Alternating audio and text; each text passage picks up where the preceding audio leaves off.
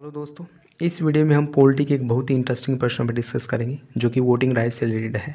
इसकी व्याख्या भी देखेंगे। बहुत ही प्यारा प्रश्न है, चलिए शुरू करते हैं। प्रश्न है, निम्नलिखित कथनों पर विचार कीजिए। पहला, भारत में मतदान का अधिकार एक संवैधानिक अधिकार है। दूसरा, 61वें संविधान संशोधन अधिनियम के द्वारा भारत में मतदान करने की न्यूनतम आयु 25 वर्ष से घटाकर 18 वर्ष कर दी गई है। उपयुक्त कथनों में से कौन सा या से सही है? यहाँ है आपके ऑप्शंस हैं केवल एक, केवल दो, एक और दो दोनों, या फिर इनमें से कोई नहीं। इसका सही जवाब है ऑप्शन ए, यानी कि केवल पहला कथन सही है।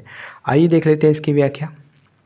हमारे संविधान के अनुच्छेद 326 में मतदान के अधिकार का उपबंध है, यानी कि मतदान का अधिकार एक संवैधानिक अधिकार है, जिससे कि पहला कथन सही है। लोकसभा और राज्यों की विधानसभाओं में जो चुनाव होते हैं उनमें मतदान करने की न्यूनतम आयु 18 वर्ष निर्धारित की गई है, यानी कि जिसकी आयु 18 वर्ष या इससे ज़्यादा है वो लोकसभा और राज्यों की विधानसभा के चुनाव में पार्टिसिपेट कर सकता है, अर्थात वोट डाल सकता है।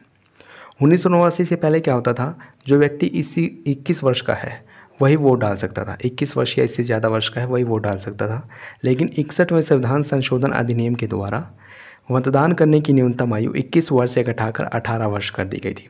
ध्यान रखना, 21 वर्ष से घटाकर 18 वर्ष की गई थी, ना कि 25 वर्ष से घटाकर 18 वर्ष। इसलिए दूसरा कथन गलत हो जाता है, क्योंकि दूसरे कथन में बोला गया है मतदान करने की न्यूनतम आयु 25 वर्ष से घटाकर 18 वर्ष की गई थी। नहीं, 25 वर्ष से घटाकर 18 वर्ष नहीं, 21 वर्ष से घटाकर 18 वर्ष की गई थी।